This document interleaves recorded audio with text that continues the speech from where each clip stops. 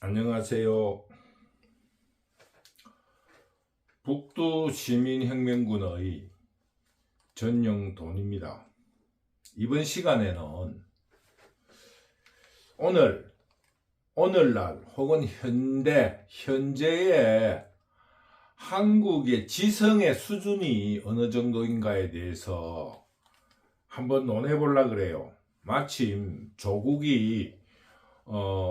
교수가, 서울대 조국 교수가 신당을 창당하면서 정치 참여를 선언했어요. 정치 참여를 하고는 하지만 이미 정치에 참여한 사람이니까 하여튼 신당을 만든다 하고 해서 거기에 대해서 한번 몇 가지의 포인트를 한번 토론해 보고자 합니다.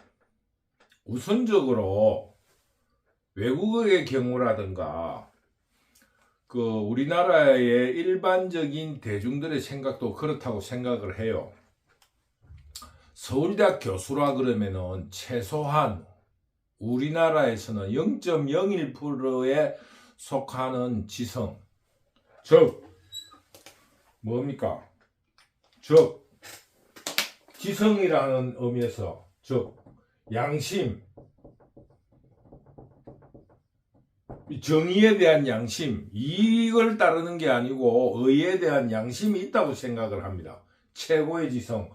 그 양심 안에는 도덕성도 포함이 돼요. 도덕성. 양심에 대해서 있다 생각합니다. 두 번째, 지식, 공부를 많이 일단 한 거예요. 지식. 그 다음에 뭡니까? 지혜. 지식이 많고 이러니까 슬기롭다는 거예요. 지식하고 지혜는 다른 거예요. 지혜라는 거는 그 문제를 풀어나가는 어떠한 슬기로움. 근데 지식이라 하는 거는 그런 거를 지혜를 갖추기 위한 하나의 기본적인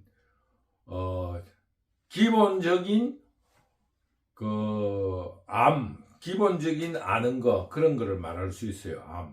그래서 지식이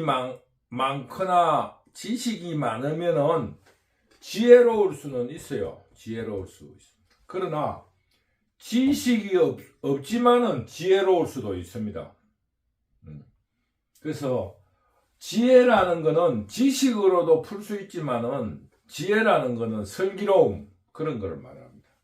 적어도 그래서 서울대학 교수가 지금 사회에 무슨 문제가 있다고 할 때 그 교수가 나와서 언론에 한마디를 하면 국민들은 어떻게 이해를 하냐 하면은 저분은 자기 이익이라든가 이런 거를 갖추지 않고 혹은 자기가 알고 있는 그 지식이 방대하기 때문에 최소한의 그 지식에 기초한 양심을 말할 거라고 하는 기대치가 있는 사람을 말합니다. 적어도. 그런데 우리나라에는 어떻게 되었는지 그 지성이라는 사람이 이익에 몰려다녀요. 요즘 말로 커밍아웃을 해가지고 정파를 이룹니다. 그러게 됐기 때문에 이제는 교수들도 시정잡혀하고 똑같습니다. 지금 교수들이 대학 무슨 사건이 났다든가 사회 문제, 갈등을 이야기하고 이러면은 국민들이 뭐라고 하느냐 하면 이런 말을 해요. 괜히 간단한 문제를 굉장히 복잡하게 설명하는 사람이 나왔네, 이렇게 하는 거예요. 지금 우리나라에 교수라든가 지성이라 하는 사람이 나오면은 뭐라고 이야기하느냐? 그냥 간단한 문제를 굉장히 복잡하게 이야기한 사람이 복잡하게 설명한 사람이 나왔다 그래요. 우리나라의 권위 체계가 완전히 무너졌습니다. 그래서 서울대학 교수가 만약에 당을 하나 만들어서 정치에 참여해서 이 사회를 좀 올바르게 하겠다 하면은 언론이나 국민들이 굉장히 관심을 가지고 이야기할 건데 요즘 시정잡표보다 못한 거예요. 저거는 왜 지가 저걸 설치느냐. 지가 뭐를 하려고 저러지? 혹은 무슨 이익을 취하려고 저런 걸 하려고 하냐고 국민들이 도리어 의심하는 거예요. 그런 정도에 있습니다. 그런데 혁명가라든가 사상가라기보다는 사상가는 좀 학문적인 거 있다면은 그 학문적인 것을 끌고 와가지고 현실에 도입을 시키려 하는 사람을 저는 조어로 만들어낸 말로 사상주의자라고 합니다. 사상주의자. 저는 사상주의자라고 부릅니다. 그런 사람을 사상주의자. 그 혁명가라든가 사상주의자들은 두 가지 부류가 있어요. 두 가지가 부류가 있는데 하나는 어떤 부류가 있나 하면은 이 사회를 바꾼다는 건 좀 더 올바르게 하겠다는 거 아닙니까? 그래서 그런 사람들 두 가지 부류가 있어요. 하나는 굉장히 도덕적인 행동을 하는 사람이 있고 지나치게 도덕적으로 하는 사람이 있고 하나는 완전히 파괴주의자들이 있어요. 파괴주의자.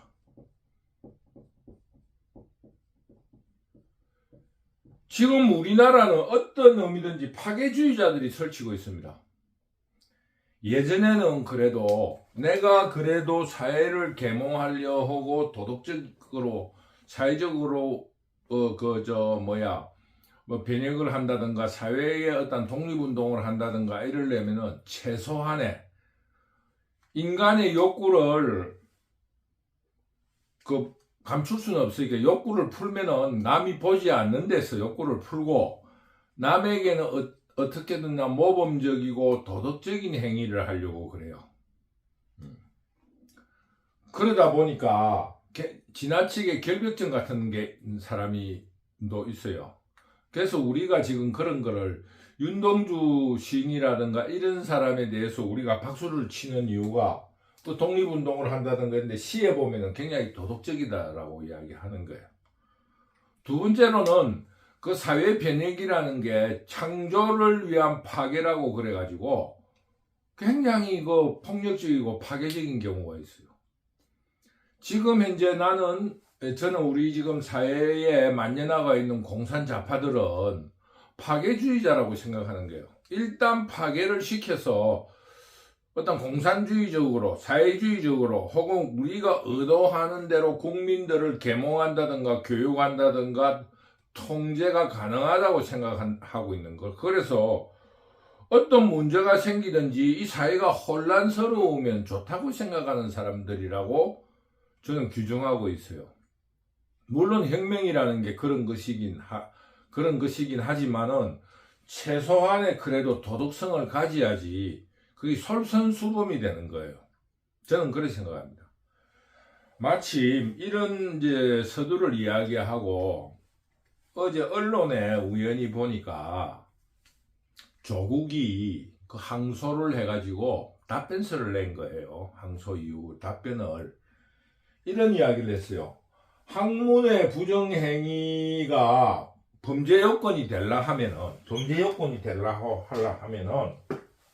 왜냐면 고도의 추악한 수준이 되어야 한다 이거예요. 근데 이거는 이건 판사가 물론 판사라든가 각자 당사자들이 판단해야 될 문제인데 고도라는 것은 뭘 말하는지 모르겠습니다만은 굉장히 치밀하게 계획된 그 추악한 남이 볼 적에 비양심적인 그런 거를 이야기하면서 온라인 시험에 학부모로서 도와준 거는 그냥 그런 게 사람이 감독하는 사람이 없으니 집에서 하라는 거는 협조가 가능하다는 그런 의미로 자기는 죄가 없다 이렇게 답변서를 냈다고 언론에 나와 있더라고. 그 다음 두 번째로는 이게 최종 성적이 4%에 해당되는 굉장히 미미한 정도의 체크리스트라고 자기가 이야기를 했어요. 근데 이 두 가지의 설명을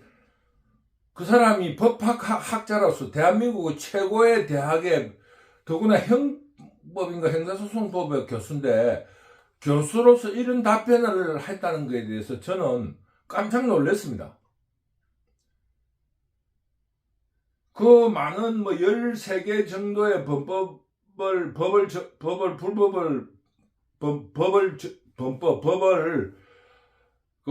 이제 위법을 해가지고 재판을 받는데, 이 조항은 자기가 다투어야 될 수 있는 조항이 아닌 거예요. 이 답변서로만 보면 이 답변서 자체에서 죄가 있는 거예요. 답변서 자체에서. 왜냐하면은 시험이라는 거는 이게 이제 그 학문적으로 시험이라는 것도 조사방법론이라 하는 어떠한 커리큘럼의 하나입니다. 시험이라는 게 뭐냐? 시험이라는 게 뭐냐 하면은 우리의 여론조사하고 똑같은 거예요. 뭐냐면은 강의를 하고 학생들을 가르쳤는데 내가 가르친 그게 학생들에게 얼마만큼 전달이 되었는가, 이거에 대한 그 여론조사예요. 일종의 여론조사하고 마찬가지입니다. 그렇기 때문에 시험이라든가 이런 거는 그 여론조사도 마찬가지지만 그 진정한 측량이 돼야 되는 거예요. 학문적으로 조사방법론이라는 거예요. 조사방법론.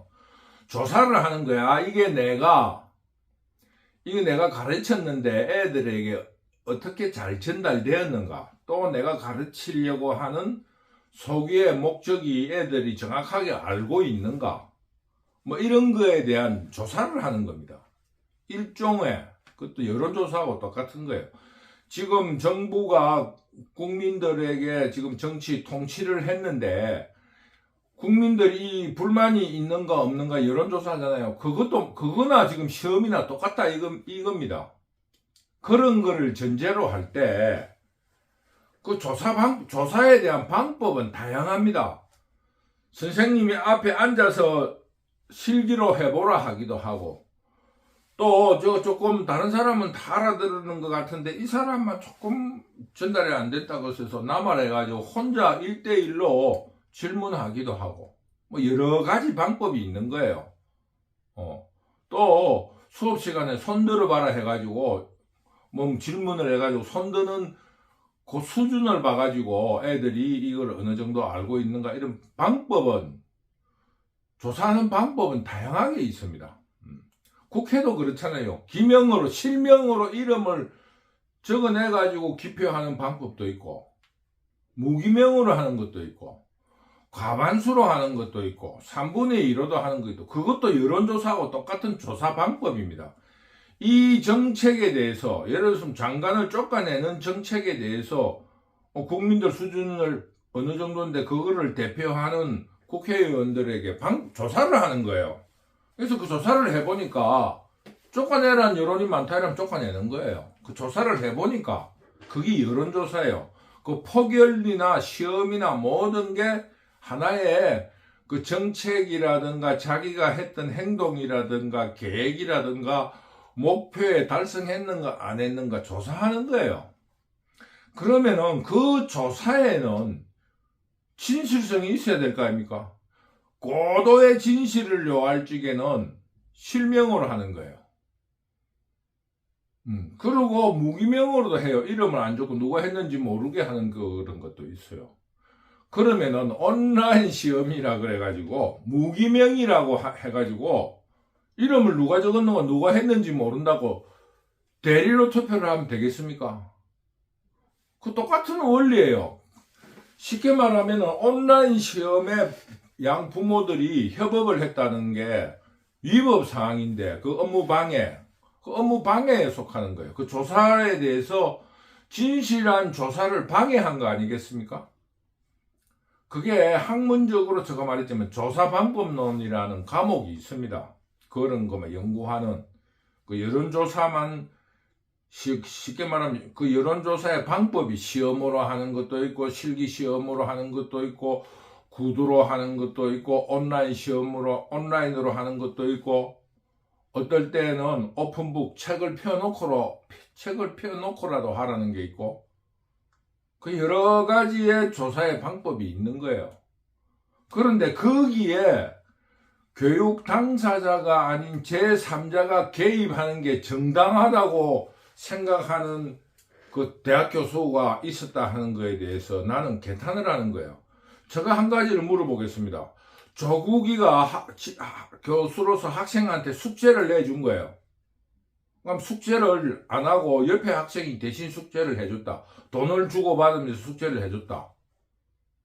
아니면 서로 묵시적인 난주 대가로서 밥 한 그릇 사주기로 했다고 그래가 대신으로 해냈다. 그럼 그게 밝혀졌다. 그럼 그걸 학점을 줄 수 있습니까? 그건 시험도 아니고 숙제라 할지라도, 과제라고 할지라도. 이거는 우리의 다툼에 그게 되는 게 아니에요. 원리상으로 그 교육의 목표를 방해한 거잖아요. 그리고 두 번째로 자기가 냈다는 게 미미하기 때문에. 그러면은 학교 수업에 오늘 하루 결석 안 하기로 하고 부모가 가서 앉아 있으면 됩니까? 그 365일 중에 하루 출석하는 건데. 그게 제가 이야기하려고 하는 거는 일반 사람이 이걸로 다툰다 하면은 뭐 그럴 수 있다고 생각해요. 그런데 교육 현장에 더구나 부부가 더구나 대한민국의 최고 학부를 나온 교수라고 하는 직업을 가진 사람들이 이런 주장을 하는 거에 대해서 참 어처구니가 없는 거예요. 그게 우리나라 수준이 지금 이런 정도다. 이런 거를 제가 말씀드리고 싶어서 제가 오늘 한번 지적하는 거예요. 그런데 안타까운 거는 조국이라는 사람은 그걸 아직도 부끄러운 줄 모르는 거예요. 억울하다 이거. 제가 볼 적엔 13개 범죄 조항에서는 이거는 빼는 게 좋았다. 나는 그게 승복하고 이거는 뭐 큰 제가 쉽게 말하면 범법을 해도 자격 박탈 입학한 사람의 성적을 박탈시킬 수 있어요. 그 학점을 밝혀지으니까 낙제를 한다든가 빵점 처리를 할 수 있어요. 그럼 끝나는 거예요. 그것도 벌이라면 벌이니까. 학교와 당사자들 간에 서로 합의된 벌이니까. 그리고 형사적으로 했다면 그런 정도의 피해가 복구가 됐다. 그러면은 큰 죄 받을 것도 나는 없다고 생각하는데 나는 이거를 왜 다투는가에 대해서 의심을 한다 이거입니다.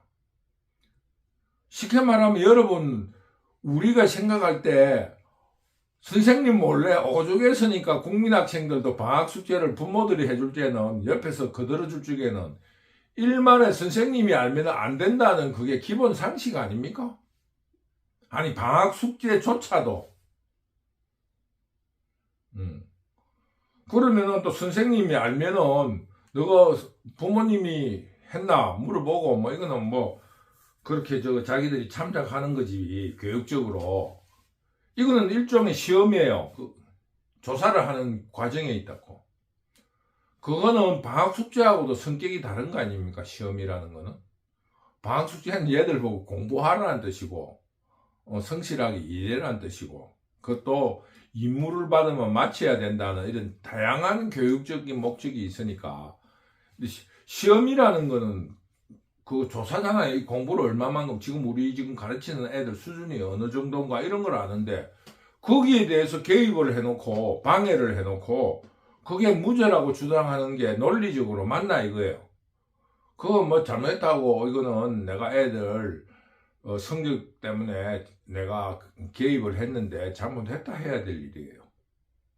그러니까 지금 우리 사회의 최고의 우리나라 최고의 미래의 기둥을 기르는 학교에서 그걸 가르친다고 하는 선생님, 교수라는 사람이 이런 생각을 가지고 있다는 게 개탄스럽다는 거예요.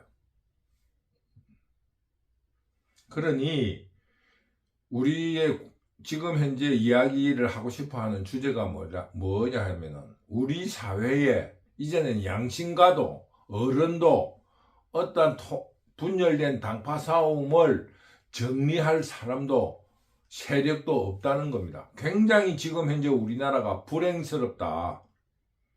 그럼 어떻게 해야 되느냐? 그래도 도덕적으로나 지식적으로나 지혜적으로나 공정하고 올바른 세력들이 이 사회를 주도해 나가야 된다. 이런 세력들이 이 사회를 지도해 나가가지고 무엇을 배우겠습니까? 이런 것도 도덕적으로 아무런 그 개념도 없는 사람이 이 사회에 법과 도덕을 가르친다. 그게 가능한 이야기예요. 그래서 저는 오늘 조국 교수에 대해서 이런 부분으로 있어서 이 사회의 단면이 조국을 통해서 알 수 있다. 그래서 이번에 총선이 끝나고 나면은 윤석열이가 이 사회를 정말로 대대적으로 개보수를 해야 됩니다. 죄를 지은 사람들은 정말 청송교도소 옆에 감옥을 짓더라도 그 벌을 해야 됩니다. 이 사회가 지금 보통 문제가 아닙니다. 이재명이 보세요. 이재명은 사이코패스예요. 제가 볼 적에는 예전에 뭐 원희룡 그 장관의 마누라 배우자가 신경정신과 의사라서 그 분석을 한 거에 대해서 저는 전적으로 동의합니다. 부끄러움이 없어요. 이기면 된다. 한번 두고 보자. 이기면 된다. 이런 사고예요. 자범의 생각하고 똑같습니다. 그래서 이야기가 하려고 하면 자꾸 엉뚱한 데로 벗어나기 때문에 이야기를 하고 싶은 거는 이 조국을 통해서 본 지금 한국 사회가 도덕성, 지식, 지혜 이런 게 거의 바닥 수준이다. 서울대학교 수준이 서울대학 우리나라 최고의 학부를 가르치는 교수라는 사람이 이런 정도밖에 안 된다는 거. 내 같은 필부가 봐도 부끄러울 정도의 논리를 전개를 하고 있다. 이런 거를 오늘 한번 지적했습니다. 그리고 이런 사회를 올바르게 만들어내야 된다. 뭐 이런 다짐을 해봅니다. 오늘은 여기까지 하기로 하겠습니다. 감사합니다.